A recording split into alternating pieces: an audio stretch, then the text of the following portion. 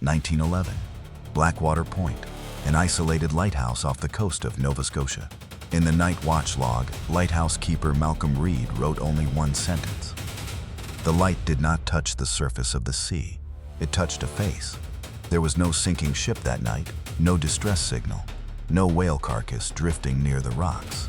But the next morning, a drag mark nearly 200 meters long appeared across the eastern reef.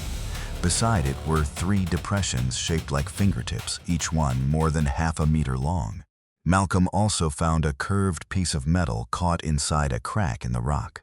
Its surface was engraved with lines that looked like a map. One route running along the seabed, one symbol resembling a lighthouse, and several arched marks stretching south. 3 days later, an unnamed gray vessel appeared offshore. The men aboard did not ask whether Malcolm had been frightened. They did not ask whether he might have mistaken what he saw. They did not ask what the creature looked like. They asked only one question. Did it see the light? Who knew in advance that something would pass Blackwater Point? Why did the metal fragment show the exact location of the lighthouse? And if it was not a sea monster, but a person walking along an old road beneath the water, then what was waiting at the end of that road? To understand why Malcolm Reed's notes matter, we have to begin with the man himself.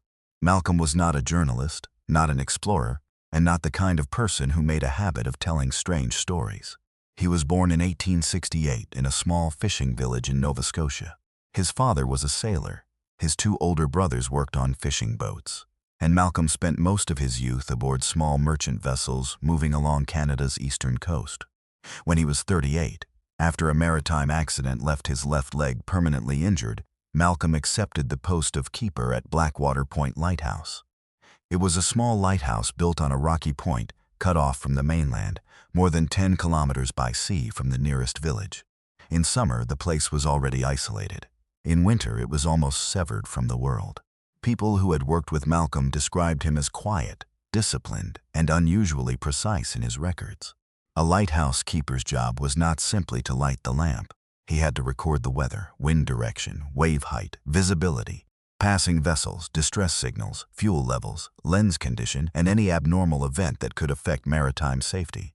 Malcolm did this with almost mechanical seriousness. Every night he used the same structure in his log: time, wind, fog density, lamp status, visible vessels, and unusual sounds at sea. His entries were so dry that they contained almost no personal emotion. If a ship passed, he recorded its lights. If fog thickened, he estimated visibility. If stone shifted under the waves, he noted the direction and the time. That is why the entry from the night of November 14, 1911 stands apart. Not because it is long, but because it is unlike everything before it. In thousands of pages of weather and maritime records, Malcolm wrote only one sentence that did not resemble a technical report. The light did not touch the surface of the sea. It touched a face. After that sentence, he left almost half a page blank. For a man like Malcolm, that empty space is more unsettling than a long description. It suggests that he stopped, that he saw something beyond the language of his work, and that in that moment he did not know what to call the thing in front of him. The night of November 14 began like many bad weather nights at Blackwater Point. A northeast wind was rising, the fog was heavy, and the sea was rough, though not yet violent enough to be called a storm. Malcolm started the foghorn early, checked the lamp oil, wiped the glass surrounding the lens, and recorded at 8:40 p.m. that visibility had fallen below a quarter nautical mile. Near 11 o'clock, he heard an unusual sound from the eastern reef. At first, Malcolm thought it was the hull of a vessel striking stone. In heavy fog, that kind of sound was not rare. But, after listening for several minutes, he realized it did not have the rhythm of breaking wood, the shriek of metal, or the desperate calls of men in trouble. It was lower and heavier, like something immense dragging itself slowly across rock beneath the water. Malcolm turned the lighthouse beam toward the east. The light cut through the fog, crossed the black water, and settled for an instant on a dark shape so large that he first took it for a newly exposed rock. But he knew that reef. He had watched it thousands of times. He knew every break in the stone, every place where the waves split, every black ledge that appeared only at low tide. The shape before him did not belong there. When the beam swept across it a second time, he saw the head. It rose from the water between two heavy waves, higher than the white columns of foam around it. The face was blurred by distance and fog, but Malcolm could make out the forehead, the bridge of a nose, the line of a chin, and long hair flattened by water along both sides. One shoulder surfaced for a moment and then sank again, sending sheets of water spilling from the skin like a small waterfall. The being was not swimming, it was walking. Each movement pushed the water outward in broad, heavy rings. One arm reached forward, and the hand touched the reef as though searching for something lost in the dark. Malcolm later wrote that the hand was large enough to cover nearly the entire front deck of a small fishing boat. What confused him most was the absence of panic. The figure was not thrashing, not fighting the waves, not trying to swim toward shore. It moved slowly in a fixed direction, from northeast to southwest, as if walking along a route that only it still remembered. Malcolm stood in the lantern room with his hand on the mechanism that turned the lens, unsure whether to send a distress signal or extinguish the lamp. Then the being turned its head. The beam fell directly across its face and it looked back at the lighthouse. There was no roar, no attack, only a long look through the fog, aimed toward the glass room where Malcolm stood. After years at sea, Malcolm knew the eyes of drowning men, panicked sailors, and stranded animals. This was none of those. It was not pleading, it was not angry, it was not afraid. It was the look of someone caught doing something that was never meant to be seen. Malcolm did not sleep for the rest of the night. He kept the light moving according to its normal cycle, but each time the beam crossed the eastern reef, the giant figure had moved farther into the fog. Around 1 in the morning, it disappeared completely. There was no cry, no violent splash, no sound of a body sinking beneath the surface. The sea simply returned to its usual rhythm, striking the rocks as if nothing had happened. The next morning, when the tide reached its lowest point, Malcolm rowed his small boat out to the eastern reef. He did not expect to find clear evidence. The sea erases evidence quickly. But what he saw on the rock made it impossible to dismiss the night as an illusion. Along the edge of the reef, a drag mark stretched nearly 200 meters. It did not resemble an anchor scrape, the slide of a grounded boat, or the impact of timber or metal. It was wide, shallow at both ends, and deeper through the middle, as if something enormously heavy had been pulled slowly across the stone. In several places, the black surface had been polished bright, exposing a lighter layer underneath. Near the middle of the mark, Malcolm found 3 large depressions.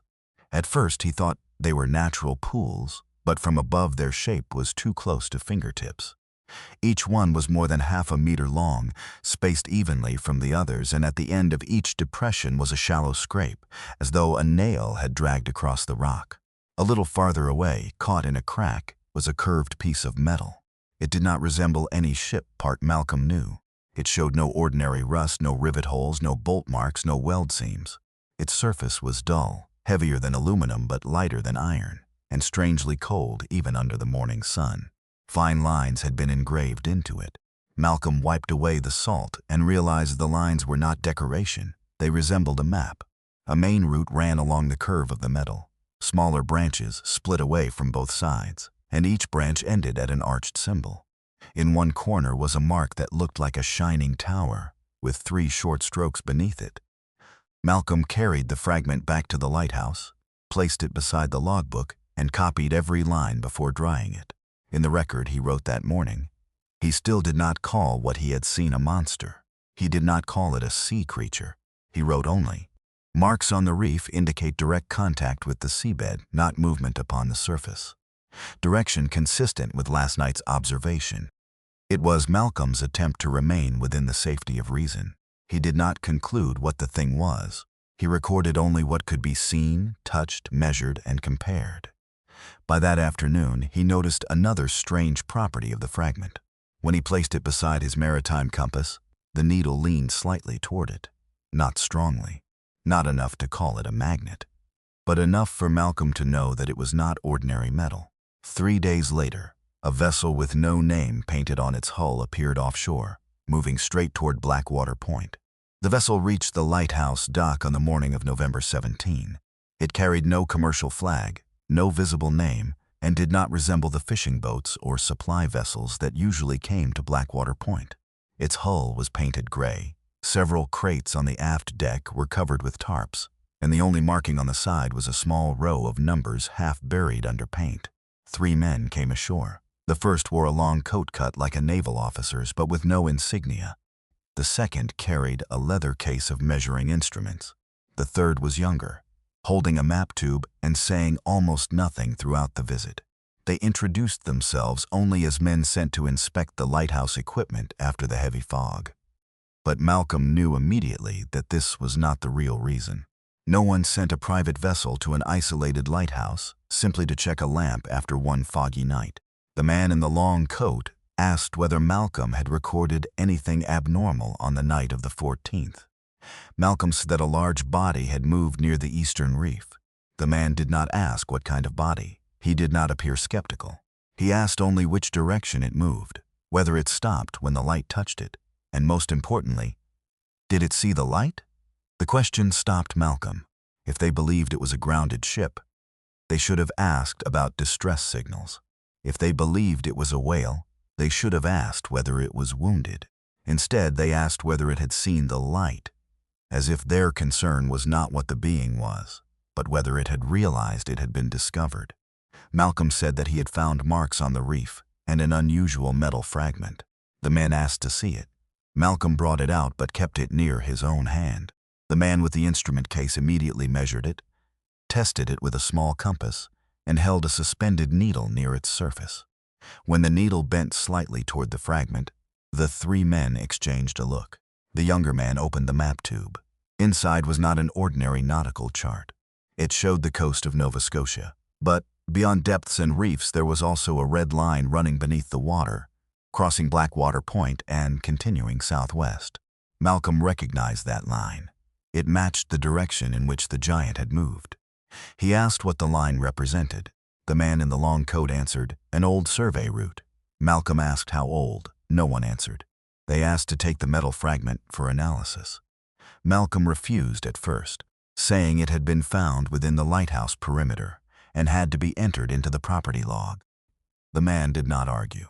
He only said that if Malcolm kept it, someone else would come for it in a less polite way. In the end, Malcolm surrendered the fragment, but not before copying the engraved lines into his own notebook. That copy is the only reason the shape of the fragment is known at all. Before leaving, the younger man turned back and asked Malcolm one quiet question, almost as though he did not want the other 2 to hear. When it looked at the light, did you feel it was trying to find the route or avoid it? Malcolm said he did not know. The young man nodded and said, then let us hope it has not realized the lighthouse was built directly on the old path. The being returned on the night of November 21, exactly 1 week after Malcolm first saw it. The weather was calmer, the fog thinner, but the sea was still dark enough that everything beyond the beam disappeared into blackness. Around 12:40, Malcolm heard the low sound again from the eastern reef. This time, he did not immediately swing the light toward it. He slowed the rotation and let the beam pass over the water more gently, avoiding a direct strike on the place where the figure had appeared before. The figure appeared farther out, showing only its head and shoulders for a few seconds between waves. It moved along the same route as before, but more slowly. Malcolm realized it was not wandering.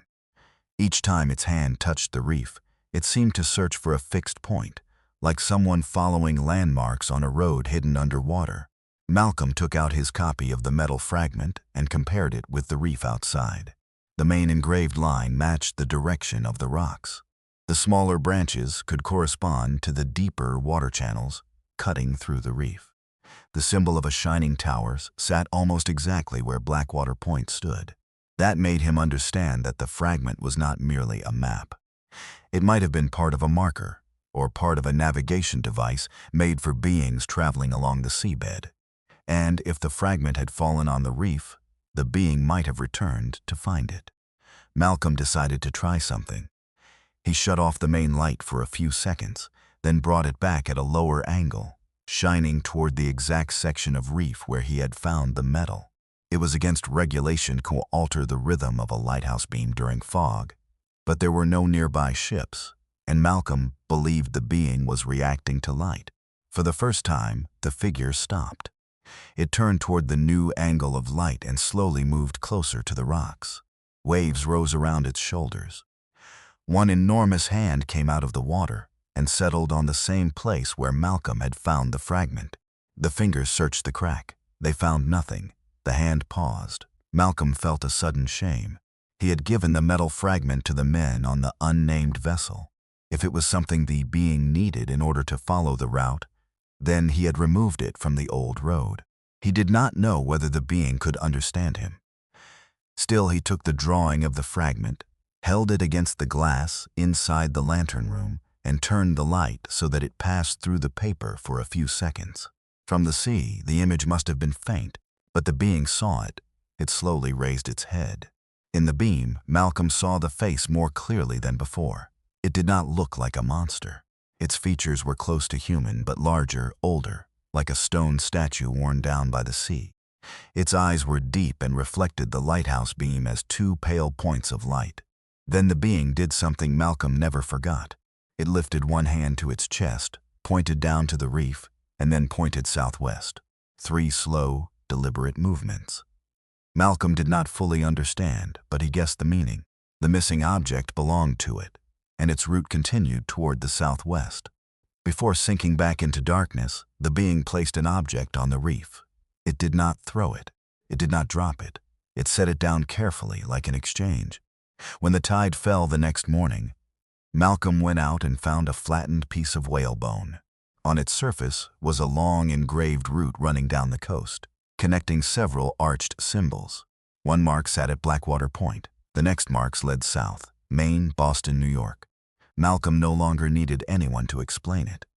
The being was not a sea creature in the ordinary sense. It was following a route that had existed before the water rose, before reefs became submerged hazards, before humans built lighthouses to warn ships away from them. To humans, that path was the seabed. To it, it was the old road. After the unnamed vessel left, Malcolm could no longer convince himself that this was an isolated incident. The 3 men knew too much. They already had a map before he provided any real information. They were not surprised by the idea of a figure beneath the water, and the young man's last sentence kept returning to him. The lighthouse had been built directly on the old path. In the small archive beneath the lantern tower, Malcolm began searching through the old logbooks of Blackwater Point. The lighthouse had been built decades earlier, and by regulation, the records of previous keepers remained stored in a wooden cabinet for reference. Weather, maritime accidents, equipment failures, and unusual coastal conditions.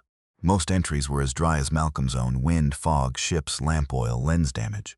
But in the 1874 logbook of a previous keeper named Elias Morrow, Malcolm found entries that changed everything.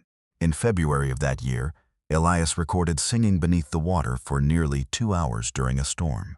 In June, he wrote that the light had crossed an enormous human shape lying beneath the surface, moving parallel to the reef. In November, one line had been crossed out several times but was still readable. "Do not shine directly into its eyes," Malcolm kept reading. The appearances were irregular, sometimes months apart, sometimes years. But they all centered around the eastern reef and the same northeast to southwest line of movement. On some nights, the keeper heard stone dragging under the water. On some mornings, the tide exposed polished scars on the reef. Once, Elias found a piece of material like bone but hard as stone, engraved with an arched symbol. This proved that Malcolm was not the first to see the being. Blackwater Point had recorded similar signs at least 37 years earlier. But if that was true, why were there no public reports? Why had these logbooks remained buried in a lighthouse cabinet instead of appearing in maritime records? The answer appeared in the final pages of the 1874 log. Elias Morrow wrote that a group from Halifax had come to the lighthouse after he reported a human figure beneath the water. They inspected the lens, measured the light angle, and instructed him not to use the phrase "human figure" in official reports. After that, all similar events in the public log were described as large unidentified object or abnormal movement under fog. But in a personal notebook tucked behind the official logbook, Elias wrote more plainly, "It is not a whale, not a vessel, not a rock that moves. It is a person too large for this world, walking beneath the sea as if on a road we built a lighthouse over. I am beginning to fear this lighthouse was not built only to guide men away from the rocks. Perhaps it was built to interrupt something older. Malcolm sat for a long time in the archive after reading that line. Until then, he had always thought of a lighthouse as a tool to help human beings avoid rock. But if Elias was right, Blackwater Point was not merely beside a dangerous reef. It stood on an old route, and its light may have altered the behavior of beings that used that route before humans ever built the tower. That night, Malcolm returned to the lantern room with a dangerous decision. If the being appeared again, he would not send an emergency signal. He would watch. In the weeks that followed, Malcolm compared the whalebone map with the nautical charts stored at the lighthouse. The arched marks were not random. They matched areas of unusually shallow seabed, straight rock channels, or places that local sailors had given strange names. The Devil's Stair, the Sunken Road, the Gate Underwater.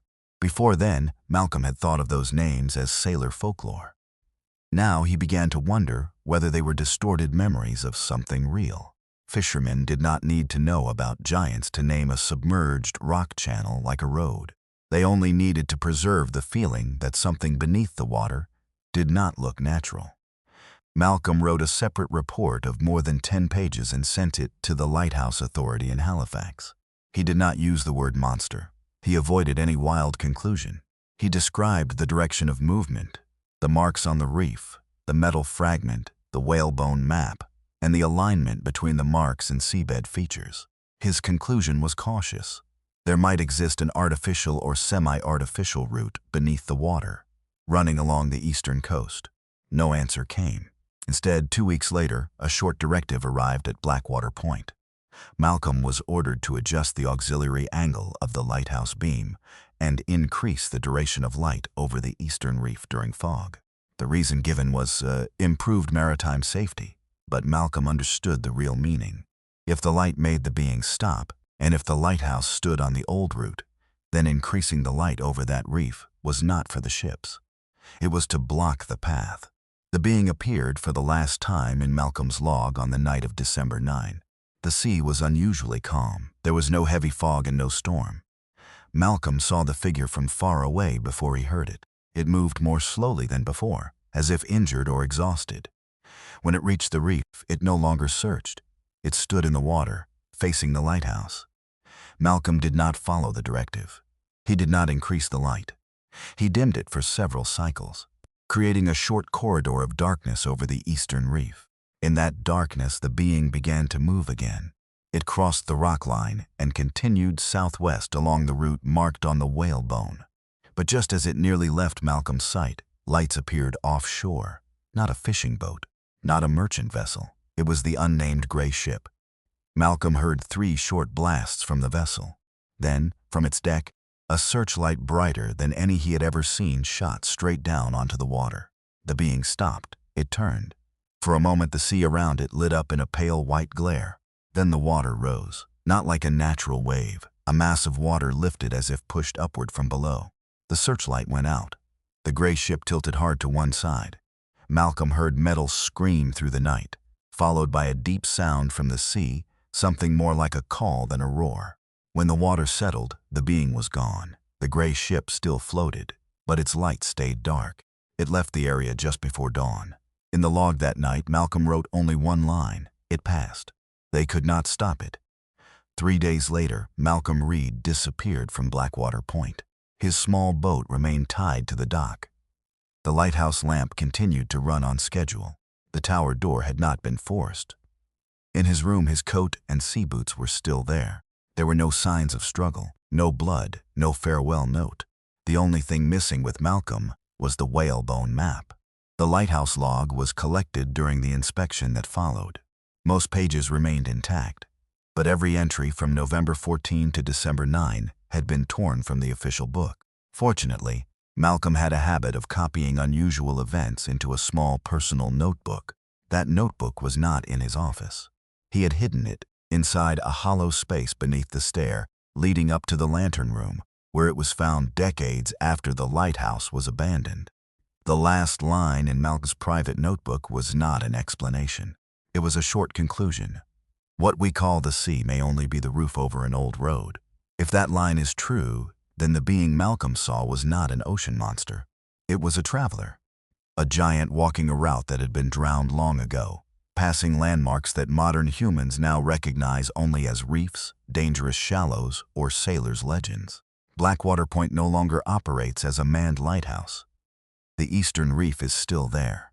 Modern ships pass the area with radar, GPS, and digital charts, no longer dependent on the eyes of a lonely keeper in a foggy tower. But on a nautical map, one strange pattern remains: a chain of shoals stretching from Nova Scotia down toward Maine, then onward toward Boston and New York, forming an almost continuous line along the continental shelf.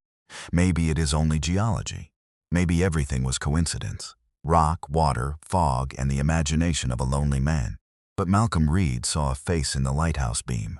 He found drag marks on stone, a metal fragment engraved with a route, a whalebone map, and old records showing that the same being, or something like it, had passed Blackwater Point decades before him. And the final questions remain. If the giant was only following an old road, where does that road lead? If Blackwater Point was only one marker on the route, how many other lighthouses stand above points like it? And if a giant is still walking beneath the sea, following symbols we no longer understand, then what is waiting at the end of the road?